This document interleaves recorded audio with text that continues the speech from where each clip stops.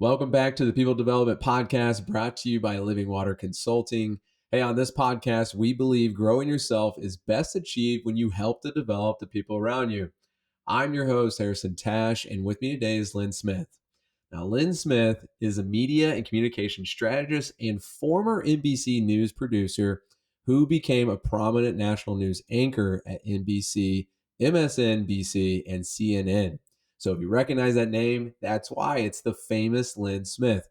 She was also on shows such as the Early Today Show and Weekend Express.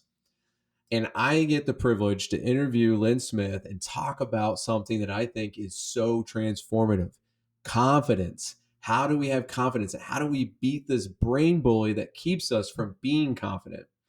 Now, she's the founder of Lynn Smith Media and Communications, and she now teaches executives and corporations how to have this kind of confidence to their media comms team. So I'm excited to have her on. And on this episode, we talk a lot about practical ways. So we'll see you on the podcast, and I hope you enjoy. You don't want to never count yourself out. Make it a great one. Just be sure to leave out the doubt. Time to wake up. Well, welcome back to the People Development Podcast. And as you heard in the introduction, I have the famous Lynn Smith with me. Lynn, welcome to the podcast. It's awesome to be here, Harrison. Yeah, so I was really excited when we were able to connect and get you on the podcast. And what the main reason why I'm so excited to have you on, and I think that the audience is going to love this too, is because you have this confidence about you. And we obviously saw it on, things like the Early Today Show, things like that. And so this confidence is just contagious. And I'm getting your newsletters, I'm getting all this stuff. So I'm so excited to dive into a little bit about this, beat your brain bully, learn this confidence. But I'd like to start off a little bit with your journey, because as you've gone from this big studio productions and then into what you do today, I'd love for people to kind of hear a little bit about that. So give us a little bit of the reason why you stepped out and what that looked like, and then what you're doing today. Well, it's all smoke and mirrors, Harrison. I'm actually a totally insecure person. No, but I'll be honest. I have to practice my own method in order to show up with confidence. This is not something that someone's born with. This is not something that comes easy for me. It's something I had to learn over the course of a 15-year career in TV, when I was constantly being told things like, I'm not good enough, I'm not this enough, and not enough, not enough, not enough. So it's a business where you're constantly critiqued. So I developed a method in order to build that confidence, show up in a way that moves people, and then connect through that camera lens. And now that's what I teach executives, entrepreneurs, and experts. So I will just preface it with that, because I think it's really important that people realize that this is something that everyone has to work at. It's not a inherently born with skill. But you were asking about leaving the news business, what prompted that. And I think a lot of it came down to watching the news business change dramatically. I was a problem more than a solution as a news anchor, sort of agitating the viewer and kind of clickbaiting them to just watch longer, watch more. Yeah. And I wanted to have more purpose. If I was going to miss time with my kids, I wanted to make sure I was doing something that resulted in a positive outcome. So I just wanted to reverse engineer that method that helped me, and then translate it to those that wanted to share their story in whatever platform that may be, whether it's TV or it's a stage or a social video, whatever it is. Because when I see the transformation of somebody that I work with, from not necessarily not confident, but maybe saying a lot, stumbling, repeating themselves. We're all guilty of it. When I see them show up with clarity and confidence and just magnetically move people, I'm like, okay, this is what I want to do with my life. Well, I love it because, you've been around all these executives, you've seen them, and you're the one telling us that, hey, just so you guys know, they're not always confident either. And as you're even saying this, I'm like kind of putting my shoulders back a little bit, and I'm sitting up a little taller. I'm like, yeah, let's get the confidence going here. Well, I really love that. I love your story and how you're helping people today. And, I got your newsletter literally just this morning, and it was just enough of that newsletter to give me the confidence to say, hey, you're doing a good job today, right? Mhm. And I'm going to quote something out of it. And I want you to speak to it before maybe we get into some of this 4-part magnetic framework, right? But you said, before you even open your mouth, every person there has already decided what kind of energy you bring. Talk to this for a second. I stumbled upon this realization. So I wanted to have some sort of data. When I was coaching executives, I would say to them, you have 3 seconds to get someone to like you and 30 seconds to get them to trust you. It was the way Mhm. I would help them to start talking in sound bites because you have to hook me right away and then give me a valuable takeaway before I just tune out. That's just our need for information immediately type of personalities. And so I Yeah. dug into the information and the research and all of the data, and I stumbled upon some Princeton research that found that the brain makes a decision about whether or not it trusts an individual within 1/10 of a second. Oh my No goodness. matter how much more information you feed the brain, you will not be able to change that person's opinion much. And I was Hmm. like, whoa, I thought it was 3 seconds and what you were saying. No, it's the millisecond that you show up when you walk into a Yeah. room, when you get onto a Zoom call, when you are meeting someone for a first date. And I will tell you, Mm. like, I think about when I met my husband, we were set up on a blind date. And the second I saw him, right? Like Yeah. there was magnetism about him. I wasn't thinking that at the time, but there was just something about him. And the Yeah. same is true for those that you encounter in business. And so I'm so happy I found that research because it taught me we don't need to be even thinking yet about what's coming out of our mouth. We need to walk into the room with those shoulders back and that smile on our face and that energy that just exudes out of you that makes people go, who's that? Yeah. Who's that Yeah. just walked into the room? And everybody can It's do that. You awesome. are control of your energy. So you're either real Yeah. low and kind of hunched over, and somebody looks over and is like, Yeah. forgettable. Yeah. Or you're like, I need to be in that person's ecosystem. And that's what turns into influence. That's amazing. And I I'm trying to go back. When I was reading that newsletter, I was trying to go back and like think about people that I've seen walk into a room and I'm like, Yeah. who is that? Yeah. Right? And you're exactly right. It's like there's just this something in your head that already makes a decision if they're a decision maker, if they have a presence to themselves, and if you're drawn to them in some way, right? And it's not about relatability at that point either. It's like you Because you saw don't know anything something, about them. you know nothing about them. Yeah.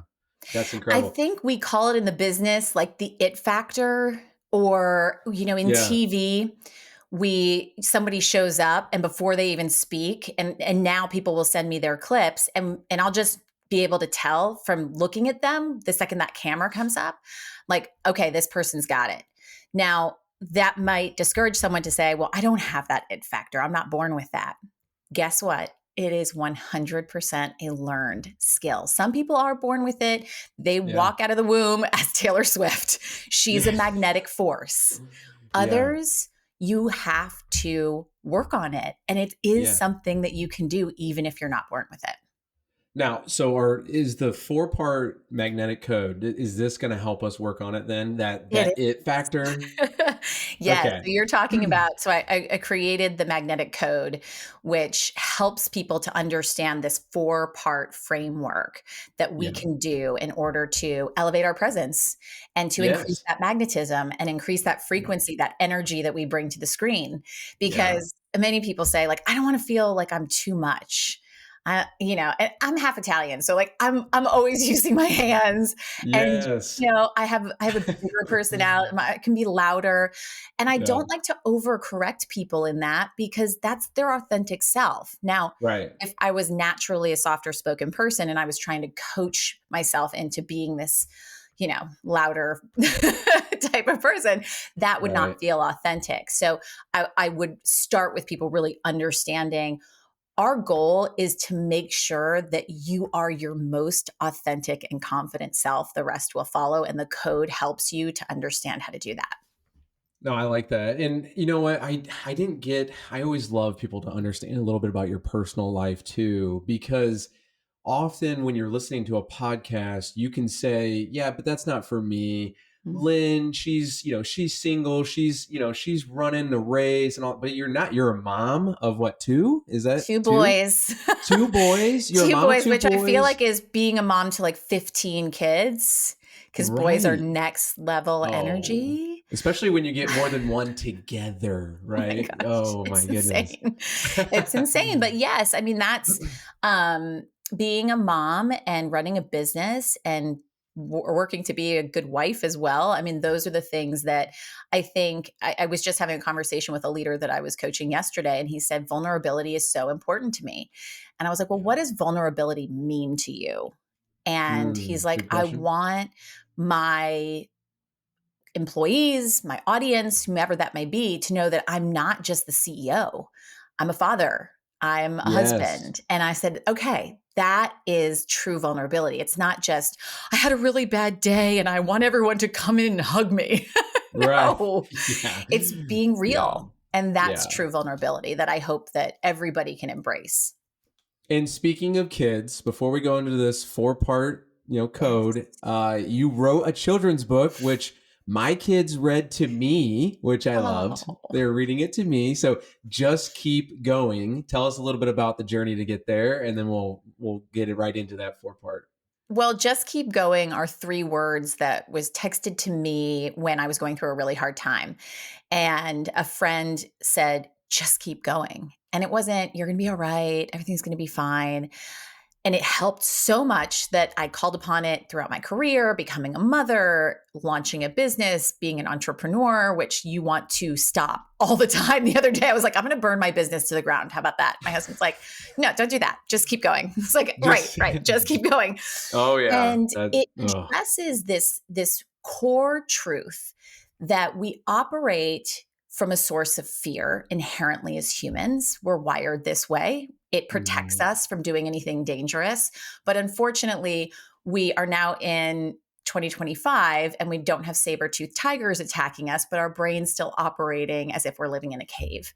And so when I work with executives, I expose the real disease that they're experiencing. The symptom is their their so's, their rambling. That's just the symptom. And we can't treat the symptom until we treat the disease, which is their fear. Fear of being Mhm. misunderstood, fear of saying the wrong thing, fear of failure. And when we treat the fear, which is your brain bully, right? That voice, that Mhm. inner critic that is just saying, what if you mess this up? Or everybody hates Yes. this, right? We all have one. I certainly have one loud and clear.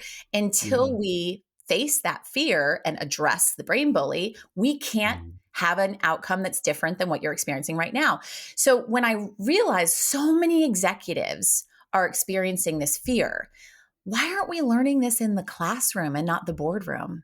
So, in this Yeah. book, Mouse encounters friends along the way as he faces his fears of not doing the wrong thing, being frustrated, not getting what he wants, fear of failure and wanting to quit. And the friends remind him of physical techniques that you can do that I use with executives to calm your fears. So, taking deep Yeah. breaths, jumping up and down, putting one foot in front of the other and just keep going. Because imagine if we lived in the just keep going mentality. Yeah. We didn't give up. We didn't say, I can't do this. We faced our fears head on. We raised our hand. We unmuted ourselves.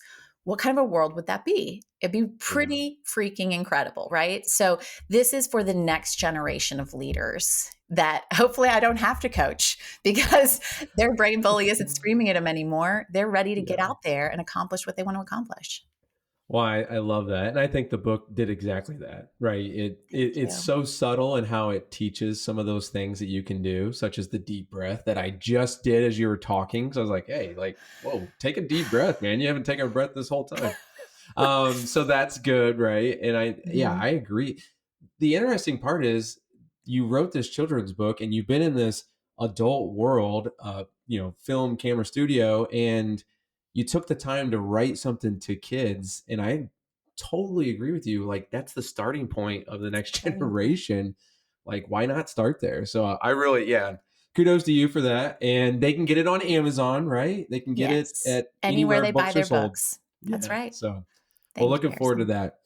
So, going into the 4-part magnetic code framework, I took your masterclass. I loved it. It was amazing. We'll have it in the show notes. And the one thing that I walked away with was the whole brain bully thing. The one thing that you can ask the brain bully. So I'm going to leave that as the hook for the audience because it helped me a ton. So let's go into this. Tell us a little bit about the framework, why you created it. I mean, I think what we talked about led up to this, Yeah. but maybe give them a little bit more background on it, and then let's go right into it. I wanted to, frameworks are the way that we learn. It breaks Yeah. things down and start here, then do this, then do this, and then do this. It's the way my brain operates, and it's the way a lot of my clients have seen results. If I just coached people and said, just talk in sound bites or be more confident, you don't get the results. And almost 100% of the executives and the entrepreneurs that I work with have had some form of communication or media training. But it never has worked because, again, they're treating the symptom and trying to give tactical advice to stumbling and ums. Sit with your shoulders back. Don't use your hands. Thank the guest for having you. All of those things that result in the exact same outcome. And so I wanted to create something that would help them view it differently. And so this magnetic code starts with confronting that brain bully. You have to name what it is, which is this voice in your head. I gave mine a name, Bob, because my son got a fish for Christmas and he named it Bob, which I thought was hysterical because who names a fish Bob? But also, it was a beta fish, and beta fish eat other beta fish. And I was like, that's exactly what my brain bully does. It's just like, Lynn, no one's going to take you seriously as an entrepreneur. You read glass for a living. Like, how are you going to start a business? All of those things that are just beating us up. So until we can confront that brain bully, we can't see the results that we're looking for. And then we have to own the message that we're delivering. And we do that by drilling down our message, not dumbing it down. I find that so many people are tempted to just pack in so much information or repeat themselves over and over again. And I ask them why they do that. And they often say, I just want to make sure someone understands. So I repeat it a number of times. And what I explain to them is it's kind of like marketing. If you market to everyone, you market to no one. In communication, if you communicate everything, you communicate nothing. So we have a very specific way we train not only executives, but we now train their comms teams to drill down, not dumb down the messaging in a completely different way. I go into enterprise companies and they're 15 pages of prep material for a conference that they'll go to at JP Morgan. And every question is scripted out and the CEO is memorizing this script. Well, is it any wonder that he or she is sitting on stage and they sound like a robot? Right. Scripts kill personalities.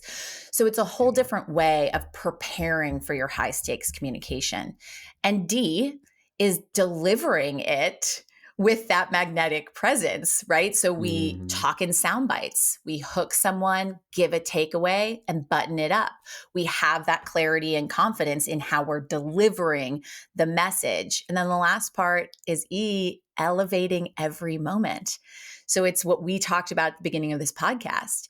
The millisecond that you're walking into a room or getting on stage or putting up a video call, every millisecond, you want to be thinking and visualizing the energy that you are exuding through that lens or into the room. Visualizing the energy that you bring to a room. And it sounds woo-woo. I know that people are like, yeah, Lynn, manifestation, all this stuff. Like, watch the difference. When you are about to go into a really high stakes communication event, take 30 seconds, go into a corner and just picture the room, picture the energy buzzing, picture people walking up to you, picture yourself like smiling, see the difference. DM me if you're like, this is BS, Lynn, because I guarantee you'll see a difference. No, and I think go over the code again one more time in just the order, and then let's break it down a little bit in some of that. C is confronting your brain bully. O is owning that message. D is delivering it with that magnetic presence. And E is elevating every single moment, whatever interaction that you're having with people. Yes. Okay. So love that. And the thing that I think of as you're going through this is, and maybe people listening have been through this because I feel like I'm not alone here. But when you do kind of take on some of this and you're like, all right, I'm going to confront this brain bully, like, yes, no, watch this, right? You'll get to this. And, I'm like, no way, buddy. And I haven't named mine yet. But then you get out there and you're talking to a group of high stake people, you're talking to hundreds of Investors, people, right? and you see their faces. Talk to this for a second, because the faces is what It's the kills. worst. It's The worst. because Oh people my don't know gosh. what their faces are doing, right? People don't realize this. And this is why, Harrison, every single time I go and watch someone speak, I am front row and I'm like, if you're Yes, we listening to this need those podcast, I have a people. big smile. I'm a hype person. I'm like, thumbs up. Yes, Because you your need audience these. Yeah. wants you to do well. The Yes. reality is they've come to hear you speak and they want you to do a great job. But they Yeah. don't realize that they're kind of sitting in the audience and they've got like the resting bee face. And they're just kind Yes. of like, or they look down at their phone, and that is just rapid fire for the brain bully. They're not Yeah. liking this. You should see my Instagram post today of like, how many times have you thought, like, people hate this? This Yeah. sucks. This isn't Yes. landing. Oh my gosh. And this happened to me in a keynote. I share this story because everybody thinks that I'm like supposed to be this great public speaker. Well, I used to suck at it because I had a terrible fear of public speaking. It's Mhm. uncommon for news anchors to either be massive introverts or have a fear of public speaking, because we're in this studio with a camera and it's kind of like our own little cave. And then Right. when you go out on stage, you see the faces, and the faces is Mm. what dissolves everything. And I had a keynote that I just totally bombed. I had to stop in the middle of it. My mouth turned to cotton. Like, your worst case scenario happened to me. It was how the brain bully was born. I realized that it was created because I looked out into the audience and everybody was just like, Yeah. who is this person? I don't care. And the brain bully was saying, you don't belong here, and all of that. So I had to realize what was going on in my brain. So the thought, which was happening in the back of the brain, moved to the front of my brain where you are Mhm. processing that data. And without getting technical, because I'm not a brain expert, but it's science, so you can look it up. But that processing center processes it as you're in danger. So it sends the cortisol, it sends all of the panic, it sends everything into fight or flight freeze mode. I froze. And it does what it's meant to do. It's Yeah. simply wired to do this. So I realized, well, if the thought is the problem, then we can reframe the thought and have a different outcome. And so I began what became the Beat Your Brain Bully method, which is naming it. And Harrison, I'm going to put you on the spot, but we've got to name your brain bully. All this time that you've done my masterclass and you haven't named your brain bully. I mean, first name that comes to mind. It could be like a schoolyard bully. It could have been a coach that was mean to you, anything. Like, what is the first name that comes to mind? Newhoff. There you go. Newhoff is your brain bully. Done. Tell me who Newhoff is. Now I'm like super interested, or just come out of nowhere. I had a coach that would literally just talk down to me, There you right? go. Mm-hmm. And yeah, so that's where it comes from.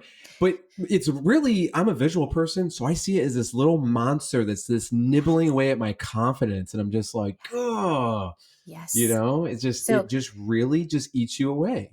I then will say it can be two, it can be anything, but Yeah. let's call it little monster. And every Yeah. time that voice comes in and is like, Harrison, no one's going to want to listen to this, or whatever it is, you stop and you're like, little monster.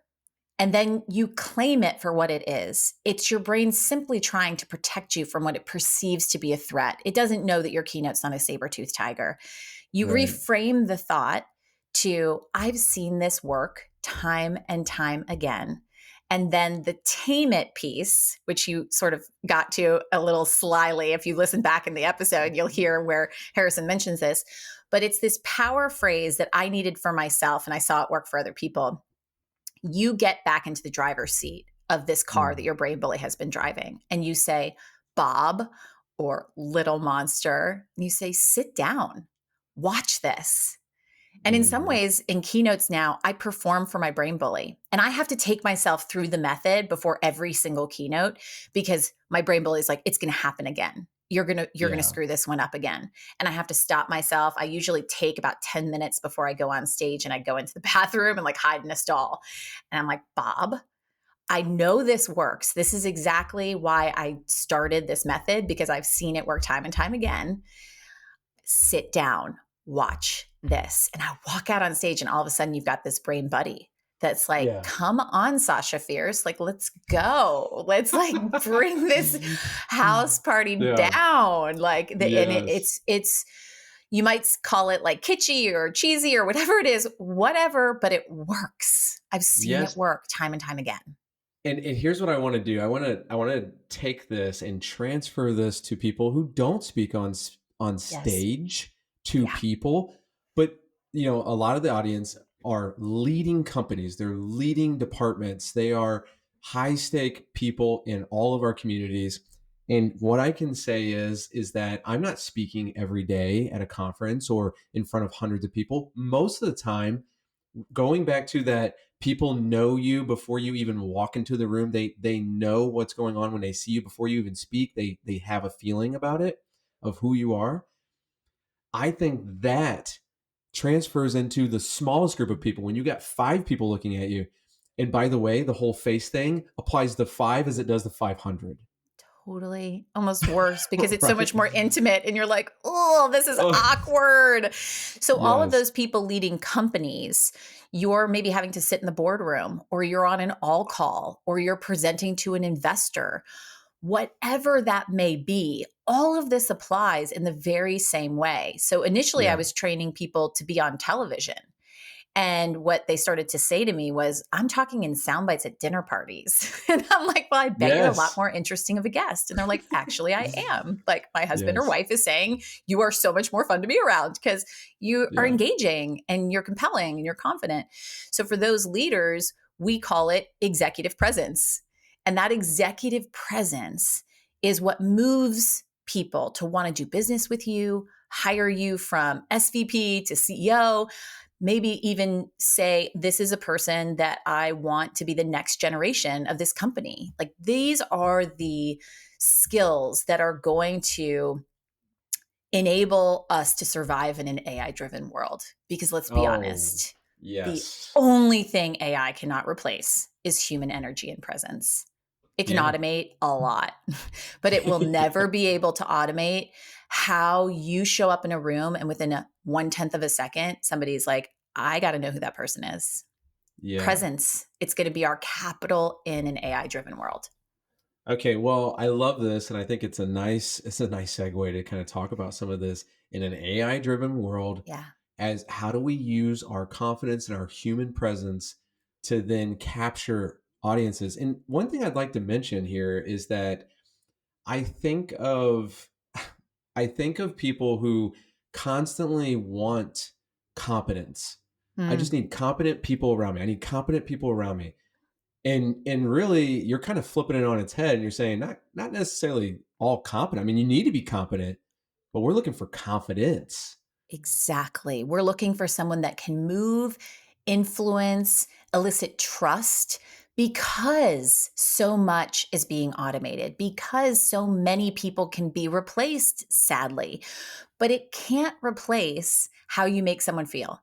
It cannot replace how you influence someone simply by how you show up. It Mhm. can't replace that energy you bring into a room, how much someone just enjoys doing business with you. I've had this happen so many times where I've either been being sold something, so a vendor's trying to sell me something, and I get on the Zoom call, and within a 10th of a second, I typically decide whether or not this is the type of person I want to do business with. Before I even hear their pitch, is Mhm. this the energy that I want in my business? And sometimes within that 1/10 of a second, I'm like, this person no way. Other times they've moved me with their presence, sold me, and I realize they actually don't have the competence to do this. But wow, that's the power of presence is I will buy Yeah. because you moved me with that energy. And I gave you my hard-earned dollars. So the winning combination is both. When you Yes. have the Yeah. presence and the competence, you will way exceed your competition. It's the differentiator of all differentiators. Yeah, and it's okay. So I want to go into a little bit of some advice that you have for people who are leading companies, people that are getting in front of their companies, and that's another piece of maybe you're not speaking as, a paid speaker, but you're speaking to your employees Yes. at an all staff or whatever it is. So let's go into some of this advice that rolls off of the code, right?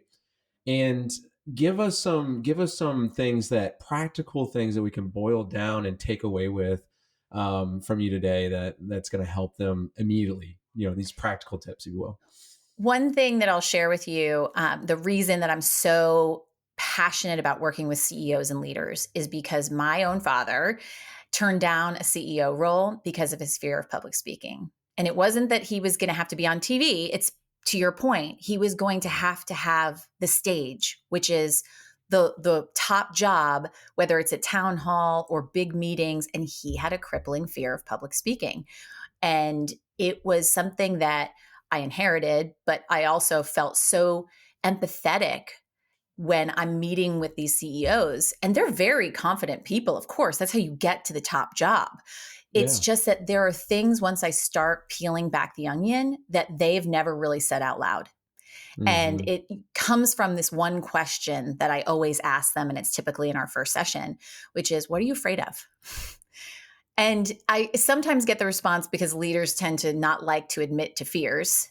And I'm like, Yeah. no, I'm not afraid of anything. I'm good. And I'm like, well, what do you think could go wrong that you might be holding yourself back as a result from? And that's when it comes, well, if I say the wrong piece of data and the stock price goes down, legitimate fear. Hmm. If I am not the type of leader that my employees enjoy working with, and therefore there's a toxic environment and legitimate fear. It's Hmm. the fears. And so the first step is saying out loud what's actually happening that's holding you back, rather than saying, I realize that I don't have the executive presence that I really want to have. I feel like I use a lot. I'm having some of these communication challenges that I wish would just go away.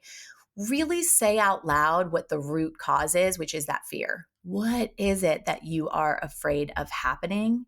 And then start treating that disease. It's kind of like if Yeah. we're taking Advil for our entire life for a headache. We're not Hmm. figuring out what's actually causing the headache. We're just taking a pill to try and fix it. And the next thing is really, are you surrounding yourself by people who are preparing you properly? And that goes to every leader has a marketing or comms lead that is helping to get this person prepared. And what I have found, especially in enterprise companies where there's so much support, which is great, Hmm. comms teams want to make sure that their leader is so securely prepared. So they're giving so much information. Yeah, and you And mentioned this one earlier. It's just an yes, overload, right? Yeah. overload. And it's like Yeah. you're packing so much and it's impossible to be clear when you've over prepared. And then Hmm. if you've under prepared because you're overwhelmed, then you're winging it and you seem confused. So align with your teams on how to prepare yourself properly and speak up for yourself if you feel like it's shocked me how many leaders were like, well, this is just the information I'm getting. And I said, Yeah. well, let's call it out. Let's say this is not the way I like to be prepared. I would prefer bullet points and I don't want things scripted out for me. So it's being that advocate for yourself, not just saying, well, I'm going to trust my team to prepare me the way that they think I should be prepared. And then the last thing I would say is ensure that you're creating an environment where the people that are around you can give you the feedback that you need to hear. Okay. And I typically have comms teams come to me and say, well, he or she does this, fill in the blank. whatever it is. Mhm. They use a crutch phrase that's driving everyone crazy, or they shrink when they go into a room, or they're super technical, because I work with a lot of companies where there's a chief technical officer or AI, and that's a different brain. That's not the bubbly, right? It's like numbers. A lot of CFOs that I work with, same thing. And so surround yourself with the team that will say to you, like, we'd like to get you some help because we know that you have such an important message, and we want to show you how to be able to bring that to a meeting so that it's moving people and it's drawing people in and it's influencing, rather than, we know you're the smartest person in the room, but are Yeah. you the most sought after person in the room? And I find internally there's a lot of politics that go on. You don't want to upset the boss. You don't want to say anything that's going to make them think that they're not great. So it's giving the right kind of feedback in the right kind of way. I typically wait a few sessions before I call out what I notice, like crutch phrases or anything, because I want them to feel really safe and that they can trust me before I say, do you notice that this happens? And then they're like, oh Mhm. my gosh, this is driving me crazy. I do this. I had no idea I was doing this. And I'll say, don't worry about it right now. This is the awareness phase. We're not even fixing it yet. I just want you to be aware of it. And then I'll get a phone call and it's like, oh my gosh, I'm doing it all the time. And I was like, yeah. And I was like, how come nobody said this to me? I Yeah. said, well, because nobody wants you to lose confidence in yourself. It's just not being said in the right way. So, leaders, Yeah. surround yourself with the right people that will be honest with you and give you the constructive feedback that can elevate that executive presence. And you mentioned a lot of good practical tips there. And just on this last one, I think of two things when you say that. If you want good feedback, you got to have trust, Mhm. and you can't get defensive when they tell you about it, right? So there's some things you have to give yourself permission to say, like, hey, it might hurt, but they're telling you because they like you, they love you, they want to see you succeed, right? So Yes. those are, And yeah, great practical tips. I have a framework for difficult or challenging conversations, situations, crisis comms, because I find in crisis, companies, leaders avoid communication because they don't want to say the wrong thing, or they don't want to call more attention to what the crisis is. And the crisis can be small or big. Crisis for Yeah. astronomer with the CEO kiss cam, big, huge. Every time and every hour that ticked that they did not issue a statement or say anything about it, the story got bigger. Yeah. Once they issued the statement and they did the brilliant commercial, everything quieted down, and astronomer actually gained probably a lot of business from that. The lesson in that is, in crisis, over communicate, don't under communicate, in Mm. legal boundaries. And from your background, you recognize this fast, right? Yeah. Oh, yeah, because in the news, if there was a no comment, that was Right. interpreted as they're clearly guilty. Right. Yeah. There is a way, even when legally you're not allowed to say anything, there's a way to say something without Yeah. saying something that would put you in an uncomfortable legal situation. So that framework is acknowledge, communicate, take responsibility, and now what? It's the act now framework. The acknowledge piece of it is acknowledging what the Mhm. issue is. So in a difficult conversation, maybe it's somebody that's not playing well with the other kids on the playground in the office. And Yeah. it's acknowledging it seems like there is some conflict within the team that is hindering results for the company. Okay, Communicate. Yeah. Yeah. pause there for a second, because drilling down on this might be really good. Acknowledging. We often don't want to speak until we've figured it out. Right? So this is what you're saying by just acknowledging it. So between acknowledging and the next portion of it, there can be some time, right? Like you just have to acknowledge it first though, yes? Yes. And acknowledging is not having the answer. It's Yes. acknowledging what you're noticing. It's not saying you're not playing nice with everyone and you're the problem. That is what Yeah. usually leads things into a situation where it's criticism rather than feedback. And criticism Yes. doesn't get results because of what you were talking about, which is defensiveness. And so if we just acknowledge, I am noticing conflict and negative energy between the team, then communicate is, I want to learn more about why that might be. and how we can improve this so that we can operate in the best way possible. Taking responsibility is there anything that you as a leader have to take responsibility for? Mhm. I own that I should have identified this as early as possible, and maybe I let this go too far. And then now what is, but going forward, I want to ensure that everyone is heard and that we resolve what is going on. And I'm committed to doing that. And if you follow that framework, either in a conversation, a statement, when you're putting together a PR statement, just think to yourself that act now framework, because it follows everything that we need as humans to feel seen, heard, and understood. We Yeah. want to feel seen because we are acknowledging what we have gone through and what we're experiencing as a crisis. We want to be heard that this is being addressed. We Mhm. want to be understood that there's another side to every story. And that now what gives us the push forward so that criticism is not just, I once had a manager walk into my office and say, "Hey, don't lose any more weight." And I was like, like, what? I also have had Yeah. a manager when I had babies that was like, "Hey, have you thought about a girdle?" I mean, that's that's the most extreme form of criticism, but I say it because that doesn't help anyone. No Right. change can be had. Nothing. Feedback, like I feel like I'm hearing things that feedback is what leads to change and growth and anything that would lead to a closer team. So it's such an important conversation because communication is something that everyone thinks is a soft skill. But Harrison, $1.2 trillion is lost every year in US businesses because of poor communication. It's Yeah. no longer something people can ignore. It's crazy statistics as to how much we lose because we're not communicating well. Well, and just from pure observation and also surveys, I mean, we do surveys with so many companies, small, medium-sized, large, corporate, and communication always comes up. Yeah. We just don't know what's going on. We wish we had better communication. You know what? I think, let's just put this out there, but every company that has let's just say 50 plus employees, they need a news anchor to just constantly give them news every day of what's going on with the company, right? Like this kind of clarity of where the company is, where they're going.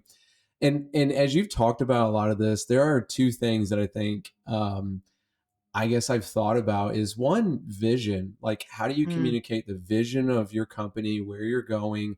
How do you communicate to people in a way that's confidence there with confidence?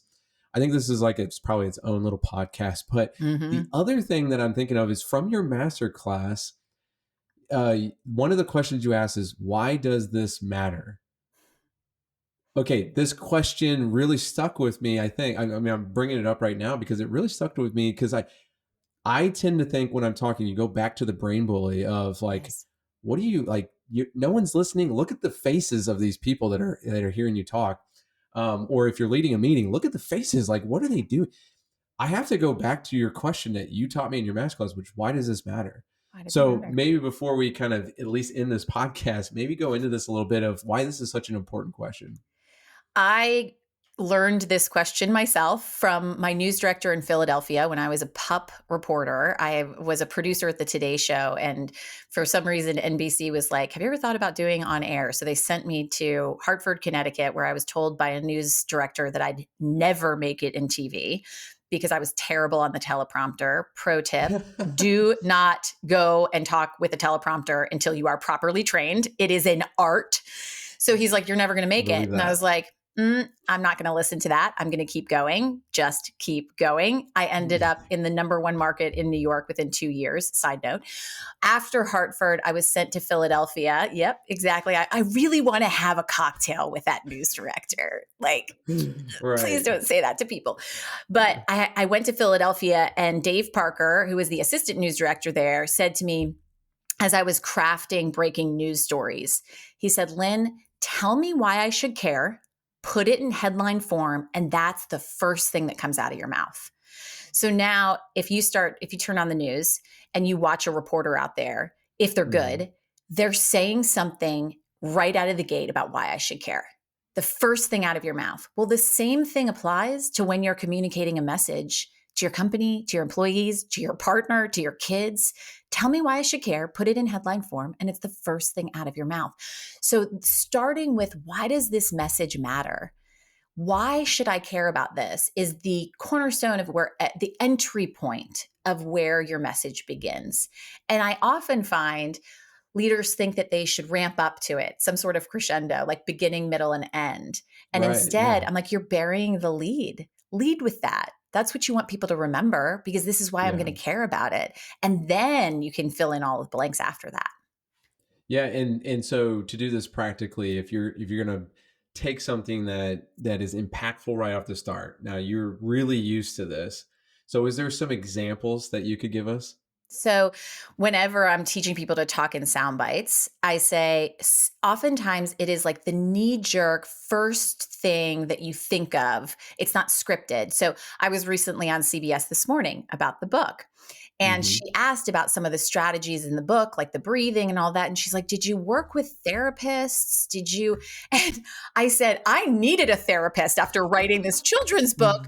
And I said, Yeah. because it took me 6 years to accomplish this. And the lesson in that is that I lived this just keep going mentality. So, do you see how I didn't know she was asking about a therapist? But Right. I used that hook because it was the first thing that came to mind, that instinctual gut. I needed a therapist myself. And then I was able to deliver the message, which is you have to just keep going to accomplish what it is that you want to accomplish. There's no shortcut.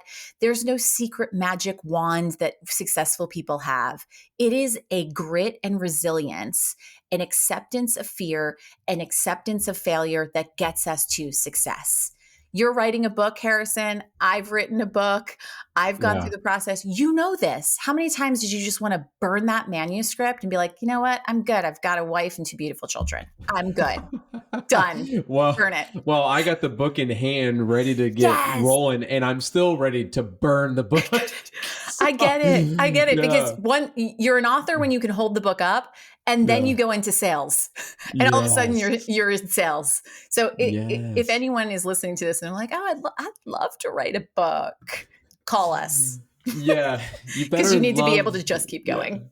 yeah, exactly. I was gonna say that. You better just love this phrase of just keep going because that's exactly what it's gonna take. So we'll end with that because I think that is something that I'm waiting for is your book.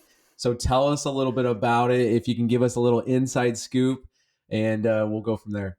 So, of course, the book that I'm writing now is for adults on facing their fears. The hidden silent killer of your communications, which is your brain bully. So, how do we truly beat it? With personal stories from my time and 15 years in news, my own father's story. He's an immigrant from Ukraine. My resilience was born from his incredible journey from being told when he was a senior in high school that he wasn't smart enough to go to college and he didn't listen. His brain bully Mm, was right in front of his face. He went on to get a master's and PhD at Cornell, another master's at MIT, became a wildly successful engineer who developed clean coal technology and was the assistant secretary of the Department of Energy. So if that ever gives you a lesson, it should be when you hear your no, when you hear you're not enough, whether that's internal with your brain bully or external from a news director or a manager or a partner, whatever that may be, what choice are you going to make? Because yeah. imagine if he listened. And imagine if you and I listened and the book that you are writing would never be in the hands of the person that I have no doubt will be influenced by what it is that you wrote, or the child that's reading Just Keep Going that came up to me at a school and said, that was exactly what I needed to hear because I'm going through a really hard time with my family. And I'm just like, you know what? I'm good. If that's the only thing Yes. this book's done, if there's one person that is Yeah. impacted by your important message, then that's what we're here for. So I hope this book is something that you bring into your home along with Just Keep Going, and it will be sometime in 2026. Don't hold me to it. I'm looking forward to it. I mean, I'm looking forward to this. And I think that, everyone, we tend to think like the most important things in life. I tend to think of it like this: what's going to help us be the best version of ourselves, whether that's a company or that's individually. And everything that we hit on today is just so important, from the code to these important questions that we can ask ourselves to beating our brain bully. All these things are so important. And if we don't learn to do this well, we're leaving something on the table, right? We are literally not becoming the best versions of ourselves. When we learn to do this, we're going to move towards, being that best version of ourselves. And I'm super excited for your book. I think I've told you this a million times, but I am very excited for your book. You're going to be my beta reader, Harrison. I'm Yes. totally enlisting you as my beta reader. And I just really appreciate being on this podcast because this conversation I've absolutely loved it. I'm so excited about your book. And can you just share everyone, you have it in hand. Can you just show everyone and tell us the title? All right. So the book is here, Exit Without Leaving.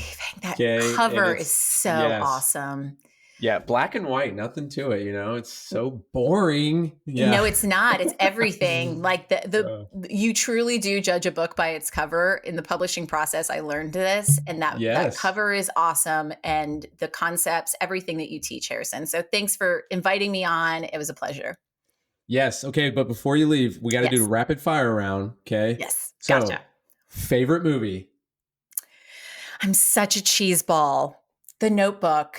The Notebook is just, I've watched it probably 100 times. And now I live in the Low Country. I live in coastal South Carolina. So like I'm the nerd that's like driving by the Notebook house and like taking a picture. So yeah, Notebook, 100%. And I think I told you this last time we talked. I'm like, man, I hate The Notebook because my wife literally, she can't function the next day after crying so much after watching this movie. I'm right there with her.